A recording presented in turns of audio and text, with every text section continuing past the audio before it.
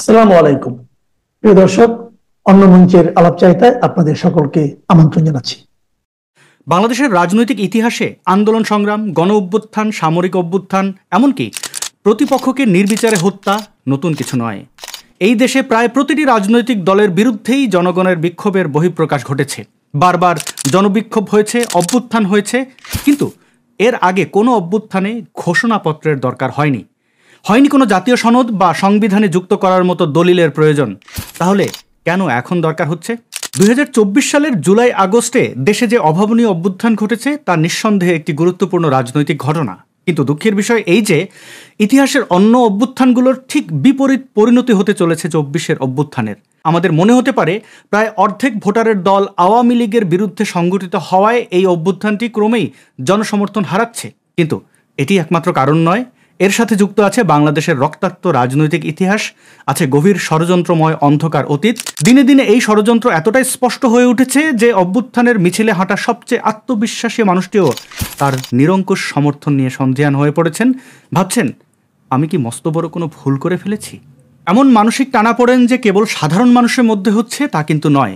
অভ্যুত্থানের নেতৃত্বে থাকা ব্যক্তিদের মাঝেও কেমন যেন একটা অপরাধবোধ, অস্থিরতা আর বিভ্রান্তিকর অস্বস্তি তৈরি হয়েছে, যা ইতিমধ্যেই তাদেরকে হতাশার চোরাবালিতে নিমজ্জিত করেছে। ইদানিং বিশেষ করে গোপালগঞ্জের সহিংস সফরের পর জুলাই নেতৃত্বের কাজকর্ম, চিন্তাভাবনা এবং আচার আচরণে আবছা অথচ তীব্র অনুশোচনা ও কৈফিয়তের বোধ লক্ষ্য করা যাচ্ছে। তারা যেন বারবার এমনটাই প্রমাণ করতে চাইছে, না না না না না, আমরা কোনো ষড়যন্ত্র করিনি, আমাদের আন্দোলন একেবারেই নিয়মতান্ত্রিক, পুরোপুরি বৈধ। ভয়ার্ত কণ্ঠে, শব্দহীন চিৎকারে তারা বলতে চাইছে, আমাদের নিরাপত্তা দাও, আমাদের স্বীকৃতি দাও। কিন্তু প্রশ্ন হচ্ছে, নিরাপত্তা দিলেই কি স্বীকৃতি মেলে, কিংবা স্বীকৃতি পেলেই নিরাপত্তা? দেখুন, অভ্যুত্থান হয়েছে আওয়ামী লীগের বিরুদ্ধে। আওয়ামী লীগ তো বলবেই ওটা অভ্যুত্থান নয়, ওটা ছিল ষড়যন্ত্র। কিন্তু সরকার ও তার অভ্যুত্থান মিত্ররা কেন আওয়ামী লীগের সেই অভিযোগকে সত্য প্রমাণ করার জন্য উঠে পড়ে লেগেছে? তাদের মুখ দিয়েই তো মেটিকুলাস ডিজাইন নামক শব্দবোমা বেরিয়েছে। তাদের কাছ থেকেই তো আমরা জানতে পেরেছি স্নাইপারের কথা, জানতে পেরেছি 7.62 বুলেটের কথা। তারপর স্নাইপার হাতে নারী জঙ্গির ফুটেজও আমরা দেখতে পেয়েছি। আরও দেখেছি গাড়ির ট্রাঙ্ক থেকে স্নাইপার সদৃশ্য অস্ত্র উদ্ধারের দৃশ্য। অভ্যুত্থানের পক্ষের লোকরা স্বীকার করেছে তাদের সহিংস ক্ষমতা দখলে জাতিসংঘের নিয়ম বহির্ভূত জড়িত থাকার কথা। আরও স্বীকার করেছে যুক্তরাষ্ট্রের অর্থায়নের কথাও। নিছক কোটা বাতিলের দাবিতে গড়ে ওঠা একটি আন্দোলনকে সহিংস করে তুলতে জামাত শিবিরের যে ভূমিকা ছিল তা কিন্তু তারা স্বীকার করেছে, আমরা তাদের মুখ থেকে জেনেছি। জনমনে কিন্তু এ নিয়ে আর কোনো সন্দেহ নেই। কিন্তু তবুও নির্বিচারে মানুষ মরতে দেখে হাজার হাজার মানুষ মৃত্যু ভয়কে জয় করে রাস্তায় নেমে এসেছে। অনেকের অঙ্গহানি ঘটেছে, প্রাণহানিও ঘটেছে। এসব কি শুধুই অপচয়ের খাতায় চলে যাবে? এতগুলো মানুষের মৃত্যু কি কেবলই কোলাটারাল ড্যামেজ হিসেবে গণ্য হবে? কিন্তু কেন এই কোলাটারাল ড্যামেজ? কেন এত রক্তক্ষয়? আর কিসের জন্য এত আত্মত্যাগ? ডক্টর ইউনূস তার বিরুদ্ধে করা সব মামলা থেকে মুক্ত হবেন সেজন্য, নাকি তিনি কর বাবদ রাষ্ট্রের কাছে যে 600 কোটি টাকা দেনা ছিলেন সেটা না দেওয়ার জন্য, নাকি ডক্টর ইউনূস যেন নিজের মালিকানায় বিশ্ববিদ্যালয়, আদম ব্যবসা, ডিজিটাল ওয়ালেট এসবের লাইসেন্স নিতে পারেন সেজন্য ছাত্র জনতা জীবন দিয়েছে? অথবা এমনও হতে পারে আমাদের বন্দরটি যেন যুক্তরাষ্ট্রের হাতে তুলে দেওয়া যায়, তাদের প্রয়োজনে সীমান্তে করিডোর খোলা যায়, সেন্ট মার্টিন দ্বীপটি যেন তাদেরকে দিয়ে দেওয়া যায়, সেজন্য শত শত মানুষ জীবন দিয়েছে। কোনটি? এই প্রশ্ন যেমন আপনার মনে আঘাত করছে, করছে আমার মনেও। কথা ছিল দেশে দ্রুত সংসদ নির্বাচন হবে, গণতন্ত্র পুনঃপ্রতিষ্ঠিত হবে। কিন্তু কথিত অভ্যুত্থানের সরকার এসব ভুলে বসে আছে। দেশকে গণতান্ত্রিক ধারায় ফিরিয়ে এনে সকলের অধিকার প্রতিষ্ঠার দিকে মনোযোগ না দিয়ে চারদিকে কেবল ষড়যন্ত্রই হচ্ছে। আর এই ষড়যন্ত্রের গেম অফ থ্রোনসে দারুণ পারফর্ম করে যাচ্ছে ইউনূসের নেতৃত্বাধীন সরকার, বিএনপি, জামায়াত এবং কিংস পার্টি এনসিপি সহ অভ্যুত্থানের সকল রাজনৈতিক স্টেক হোল্ডার। এই যে অভ্যুত্থানের ঘোষণাপত্র, এটি তাদের অবস্থান থেকে দেখলে এই ঘোষণাপত্র এই মুহূর্তের সবচেয়ে গুরুত্বপূর্ণ ঘটনা। কিন্তু এমন এক ঘটনার গায়েও তারা ষড়যন্ত্রের কালি মাখাতে ভুল করেনি। ঘোষণাপত্রের ঘোষণার ঐতিহাসিক দিনে এনসিপির হাই ভোল্টেজ নেতারা ঢাকায় ছিলেন না। তাহলে তারা কোথায় ছিলেন? তারা ছিলেন কক্সবাজারে। গভীর কোনো ষড়যন্ত্রের অংশ হিসেবে তারা কক্সবাজারে গিয়েছেন। তারপর আবার তারা তাদের সমর্থিত মিডিয়া দিয়ে এই বলে মিথ্যা সংবাদ প্রচার করলেন যে তারা নাকি মার্কিন রাষ্ট্রদূত পিটার হাসের সাথে গোপন বৈঠক করতে সেখানে গেছেন। ব্যাস, বাকি মিডিয়াগুলো তা লুফে নিল। জনগণও এসব নিজের অপেক্ষায় থাকে। আর এমন ঝংকারময় ঢোলের বাড়ি শুনে আওয়ামী লীগের নাচনে বুড়িরা শুরু করে দিলেন নাচন কদন। ঠিক তখনই এগিয়ে আসে ফ্যাক্ট চেকার মুজাহিদরা। না, এসব ফ্যাক্ট চেকাররা জঙ্গি কিনা তা আমি জানি না, কিন্তু তারা এই সরকারের জন্য জিহাদ করতেও প্রস্তুত, শহীদ হতেও প্রস্তুত, তাই তাদেরকে মুজাহিদ বললাম। তো এই ফ্যাক্ট চেকার মুজাহিদরা প্রমাণ করে ছাড়লেন পিটার হাস মহোদয়ের সাথে কক্সবাজারে গিয়ে মিটিং করা সম্ভব নয়, কারণ তিনি বর্তমানে মার্কিন যুক্তরাষ্ট্রে অবস্থান করছেন। মানুষ এই সঠিক তথ্যটি বিশ্বাস করলো এবং কক্সবাজার ইস্যুতে পানি ঢেলে দিল। এখন আর কেউ জিজ্ঞেস করছে না যে তারা অর্থাৎ এই মহান নেতারা কেন কক্সবাজারে গিয়েছিল। জনগণ ইস্যু বিসর্জন দিলেও এনসিপি কিন্তু দেয়নি। তারা কক্সবাজারে যাওয়া নেতাদের শোকজ করলো, নেতারাও সেই শোকজের জবাবও দিয়েছেন, বলেছেন তারা সেখানে গভীরভাবে চিন্তা করার জন্য গিয়েছেন। সিরিয়াসলি? এরকম অসংখ্য সন্দেহজনক গতিবিধির কারণে মানুষের মনে প্রশ্ন জেগেছে, এই অভ্যুত্থান আসলেই কি জনতার, নাকি এর পেছনে রয়েছে গভীর কোনো রাজনৈতিক প্রকল্প যা ক্রমশই দৃশ্যমান হচ্ছে আমাদের কাছে? কথা হলো, এরা কখনোই জনমুখী ছিল না, এরা সবসময় রাষ্ট্রদূতমুখী, দূতাবাসমুখী এবং সর্বোপরি ষড়যন্ত্রমুখী। সোশ্যাল মিডিয়া নিয়ন্ত্রণ ও সৃজনশীল গুজব ছড়িয়ে এরা একসাথে কয়েকটি প্রজন্মের সাথে কেবল প্রতারণাই করছে। কিন্তু সমস্যা বা সুবিধা হলো, এই দেশের মানুষ প্রতারককে ছাড় দেয় না, আবার ছেড়েও দেয় না। যাদের সঙ্গে প্রতারণা করেছে একদিন তারাও নিশ্চয়ই সব হিসাব বুঝে নেবে। সমন্বয়ক নামক এই ষড়যন্ত্রের সন্তানরা অভ্যুত্থানের আগে পরে যেসব অপরাধ করেছে তা একই সাথে নির্মম ও নজিরবিহীন।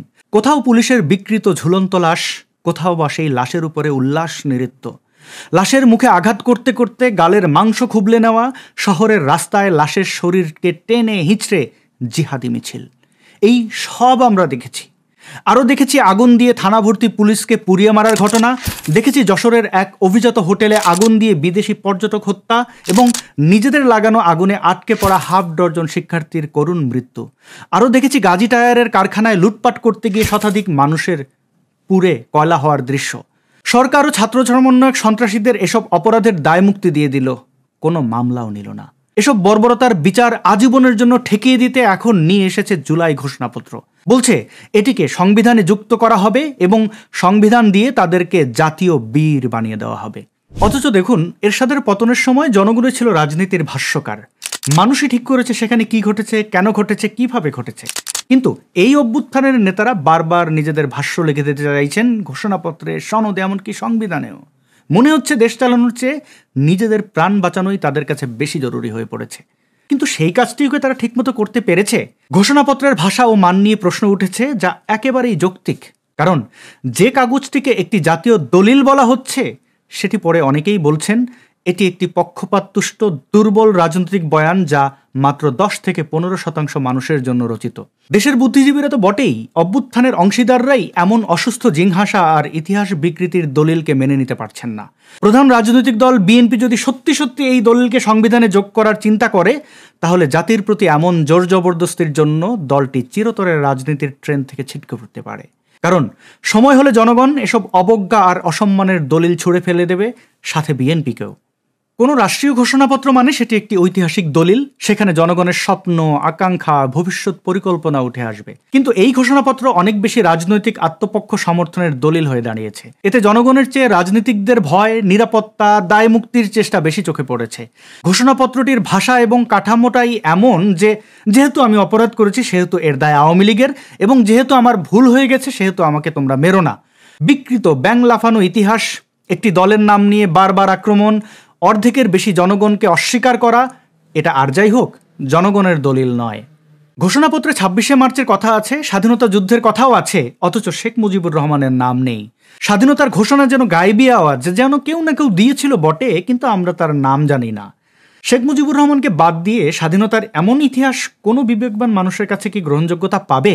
তাদের ঘোষণাপত্রে নেই মুক্তিযুদ্ধ পরবর্তী রাষ্ট্র গঠনের স্বীকৃতি, নেই 15ই আগস্টের নারকীয় হত্যাকাণ্ড, এমনকি অন্তত একটি সামরিক শাসনকে বৈধতা দেওয়ার ধৃষ্টতাও তারা দেখিয়েছে। কথায় কথায় বিদেশিদের স্বীকৃতি নেওয়া সরকারের এই ঘোষণাপত্র আন্তর্জাতিক মহলেও গ্রহণযোগ্যতা পায়নি। আন্তর্জাতিক সাংবাদিক ও পর্যবেক্ষক ডেভিড বার্গম্যান ঘোষণাপত্রের কচুকাটা করে প্রথম আলোতে তাঁর মতামত লিখেছেন। ডেভিড বার্গম্যানকে রাজনীতি সচেতন মানুষজন চিনবেন, একজন ব্রিটিশ সাংবাদিক যিনি বাংলাদেশের যুদ্ধাপরাধ, ইতিহাস ও মানবাধিকার নিয়ে দীর্ঘদিন ধরে লেখালেখি করছেন। তিনি প্রগতিশীল ও মানবাধিকারপন্থী বলেই পরিচিত। আবার একই সাথে তিনি আওয়ামী লীগের কঠিন সমালোচক হিসেবেও ব্যাপক পরিচিতি পেয়েছেন। ফলে আওয়ামী বিরোধী শিবিরে তিনি নিরপেক্ষ পর্যবেক্ষক হিসেবে এতদিন বিবেচিত হয়ে এসেছেন। অথচ আওয়ামী লীগের এই কঠিন সমালোচক ডেভিড বার্গম্যানও বলেছেন জুলাই ঘোষণাপত্রটি অতিমাত্রায় পক্ষপাততুষ্ট, দুর্বলভাবে লেখা এবং এক ধরনের রাজনৈতিক প্রতিহিংসার বহিঃপ্রকাশ। বার্গম্যান বলেছেন এই ঘোষণাপত্র একই সাথে রাজনৈতিক এবং ঐতিহাসিক বিকৃতির একটি ন্যাক্কারজনক দৃষ্টান্ত। বার্গম্যানের মতে ঘোষণাপত্রে ইতিহাসের বর্ণনা পুরোপুরি আওয়ামী বিরোধী দৃষ্টিকোণ থেকে লেখা হয়েছে। মনে হয়েছে যারা আওয়ামী লীগকে ঘৃণা করে তাদের ভাষ্য তুলে ধরা হয়েছে। এটি ইতিহাস নয়, রাজনৈতিক প্রতিশোধের দলিল। তিনি উল্লেখ করেছেন এই ঘোষণাপত্র হলো আওয়ামী লীগের ওপর প্রতিক্রিয়া প্রসূত পক্ষপাততুষ্ট বিকল্প রাজনৈতিক ইতিহাস তৈরি করার চেষ্টা। এমনকি তিনি আফসোস করে বলেছেন 5 আগস্ট আসলে ছিল এই বিকৃতি প্রতিষ্ঠার দিন। বার্গম্যান তার লেখায় ঘোষণাপত্রের যেসব ভুল বা বিকৃতি উল্লেখ করেছেন, এবার সেসবের দিকে চলুন নজর দেওয়া যাক। বার্গম্যান বলেছেন ঘোষণাপত্রে বাকশাল ছাড়া কিছু নেই। এখানে 1972 থেকে 1975 সাল পর্যন্ত আওয়ামী লীগের শাসন আমলকে বা শাসনকালকে শুধু একদলীয় শাসন ব্যবস্থা বাকশালের মাধ্যমে উপস্থাপন করা হয়েছে। 1972 থেকে 75 সালের উন্নয়ন বা রাষ্ট্র গঠনের চেষ্টাগুলোকে পুরোপুরি বাদ দেওয়া হয়েছে। আওয়ামী লীগের ব্যর্থতার জন্য সংবিধানের কাঠামোকে দায়ী করা হয়েছে, যা নতুন রাজনৈতিক গোষ্ঠীর তৈরি করা এক ধরনের উদ্দেশ্যমূলক যুক্তি বলেও চিহ্নিত করেছেন। ঘোষণাপত্রে বঙ্গবন্ধুর হত্যার কোনো উল্লেখ নেই। 15ই আগস্ট 1975 সালের ইতিহাস, শেখ মুজিবুর রহমানকে সপরিবারে হত্যা করার মর্মান্তিক ঘটনা পুরোপুরি উপেক্ষিত হয়েছে। 1975 থেকে 1982 সাল পর্যন্ত জিয়ার সামরিক শাসনকে সিপাহী জনতার বিপ্লব বলা হয়েছে, যা বিএনপি ঘেঁষা বয়ান। 1/11 এক পেশে ব্যাখ্যা। ঘোষণাপত্রে বলা হয়েছে এটি ছিল ষড়যন্ত্রমূলক, কিন্তু বার্গম্যান লিখেছেন প্রকৃতপক্ষে এটি হয়েছিল বিএনপি সরকার যখন নির্বাচনে কারচুপি করার চেষ্টা করেছিল, আর এই কারচুপি থামানোর একমাত্র পথ ছিল সেনাবাহিনীর হস্তক্ষেপ। দৃশ্যত সে সময় এই সিদ্ধান্ত খুবই জনপ্রিয় হয়েছিল। ঘোষণাপত্রে 2008 সালের নির্বাচনে আওয়ামী লীগের বিজয়কে ষড়যন্ত্রের ফল বলা হয়েছে, যদিও এটি ছিল আন্তর্জাতিকভাবে প্রশংসিত নির্বাচন। শুধুই নেতিবাচক ভাষা যেমন ফ্যাসিস্ট, গণবিরোধী, ব্যর্থ রাষ্ট্র ইত্যাদি শব্দ ব্যবহার করা হলেও স্বাধীনতার পর থেকে অর্থনৈতিক প্রবৃদ্ধি, নারী শিক্ষা, অবকাঠামো উন্নয়ন ও জলবায়ু বিষয়ে সাফল্যগুলো উপেক্ষিত থেকেছে। ডেভিড বার্গম্যান উল্লেখ করেছেন জুলাই ঘোষণাপত্রে 2009 থেকে 2024 সময়কালের ইতিহাস কেবল নেতিবাচকভাবেই উপস্থাপন করা হয়েছে। বাস্তবে আওয়ামী লীগ সরকারের ইতিবাচক অর্জনও ছিল, সেগুলোকে চেপে যাওয়া হয়েছে। বার্গম্যান অতিরঞ্জিত নির্যাতন বর্ণনার মতো বিষয়ে লক্ষ্য করেছেন। তিনি বলেছেন আওয়ামী লীগের আমলে নিপীড়ন হয়েছে এটা ঠিক, কিন্তু ঘোষণাপত্রে গুম, খুন আর নির্যাতনের বর্ণনা অনেক বেশি অতিরঞ্জিত। ডেভিড বার্গম্যান উল্লেখ করেছেন জুলাই ঘোষণাপত্রে 2009 থেকে 2024 সময়কালের ইতিহাস কেবল নেতিবাচকভাবে উপস্থাপন করা হয়েছে। বাস্তবে আওয়ামী লীগ সরকারের ইতিবাচক অর্জনও ছিল, সেগুলোকে চেপে যাওয়া হয়েছে।